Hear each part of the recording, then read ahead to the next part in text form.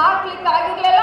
ಇವತ್ತಿನಿಂದ ತಮಗೆ ಅಕೌಂಟ್ಗೆ 2 ತಿಂಗಳ ದುಡ್ಡು ಬರ್ತಾ ಇದೆ ಅನ್ನುವಂತ ಮಾತನ್ನ ಹೇಳಲಿಕ್ಕೆ ಬಯಸ್ತೇನೆ.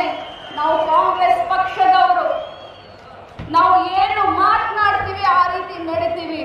ನುಡಿದಂತೆ ನಡೆಯುವಂತ ಸರ್ಕಾರ ಮತ್ತು ನಾಯಕರು ಅಂದ್ರೆ ಅದು ಕಾಂಗ್ರೆಸ್ ಪಕ್ಷದವರು. ಬಂಧುಗಳೇ, ತಾವೆಲ್ಲ ಅರ್ಥ ಮಾಡ್ಕೊಳ್ಬೇಕು. ನಾವು ನಿಸ್ವಾರ್ಥತೆಯಿಂದ ರಾಜಕಾರಣವನ್ನ ಮಾಡೋರು.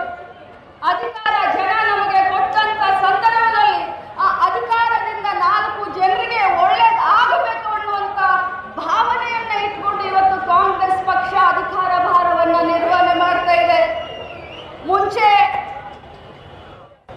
ಬ್ಯಾಂಕ್ ಅನ್ನ ರಾಷ್ಟ್ರೀಕರಣ ಮಾಡಿ ಬಡವರ ಮನೆ ಬಾಗಿಲಿಗೆ ಸಾಲ ಮೇಳ ಮಾಡಿ ಬಡವರು ಆರ್ಥಿಕವಾಗಿ ಸಮೃದ್ಧಿಯಾಗಲಿ ಅಂತ ಹೇಳಿ ಬಡವರ ಮನೆ ಬಾಗಿಲಿಗೆ ಬ್ಯಾಂಕ್ ಅನ್ನ ತೆಗೆದುಕೊಂಡು ಹೋದಂತವ್ರು ಯಾರಾದ್ರೂ ಇದ್ರೆ ಅದು ನಮ್ಮ ದಿವಂಗತ ಪ್ರಧಾನಮಂತ್ರಿ ಇಂದಿರಾ ಗಾಂಧಿ ಮತ್ತು ಕಾಂಗ್ರೆಸ್ ಪಕ್ಷದ ಚಿಂತನೆ. ಆದ್ರೆ ಇವತ್ತು ಬಂಧುಗಳೇ, ತಾವೆಲ್ಲ ಅರ್ಥ ಮಾಡ್ಕೊಳ್ಬೇಕು. ಅದಕ್ಕೆ ನಾನು ಬಂದ ತಕ್ಷಣ ಹೇಳಿದೆ, ತಾವೆಲ್ಲರೂ ಸುಶಿಕ್ಷಿತರು, ಸುಸಂಸ್ಕೃತರು. ಕಾಂಗ್ರೆಸ್ ಪಕ್ಷದವ್ರು ಹೇಗೆ ಅಂತಂದ್ರೆ ಗಾಂಧೀಜಿಯವರಿದ್ದ ಹಾಗೆ. ಗಾಂಧೀಜಿಯವರು ಹೇಳ್ತಾರೆ, ಈ ಕಪಾಳಿಗೆ ಹೊಡೆದ್ರೆ ಈ ಕಪಾಳಿಗೂ ಹೊಡೆಸ್ಕೊ ಅಂತ.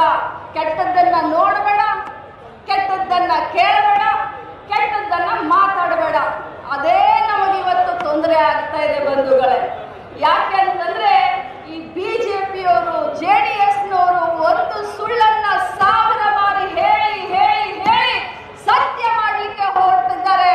ಆದ್ರೆ ಕಾಂಗ್ರೆಸ್ನವರು ಅವರಿವತ್ತು ಬ್ಯಾಂಕ್ಗಳನ್ನ ಖಾಸಗೀಕರಣ ಮಾಡ್ತಾ ಇದ್ದಾರೆ. ಬಿಜೆಪಿಯವರು ನಾವು ರಾಷ್ಟ್ರೀಕರಣ ಮಾಡಿದ್ವಿ, ಬಿಜೆಪಿಯವರು ಇವತ್ತು ಬ್ಯಾಂಕ್ಗಳನ್ನ ಮಾರ್ಕೊಳ್ತಾ ಇದ್ದಾರೆ.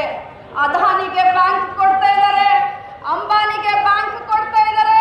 ದೇಶದ ಎಲ್ಲ ಆಸ್ತಿಗಳನ್ನ ಕೆಲವು ಬಂಡವಾಳಶಾಹಿಗಳ ಕಪಿ ಮುಷ್ಟಿಗೆ ಕೊಡ್ತಾ ಇದ್ದಾರೆ. ತಾವು ಇದ್ರ ಬಗ್ಗೆ ಚಿಂತನೆಯನ್ನ ಮಾಡಬೇಕು ಬಂಧುಗಳೇ.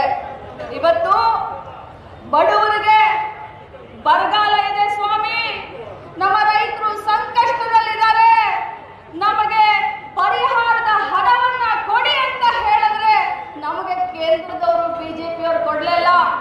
25 ಜನ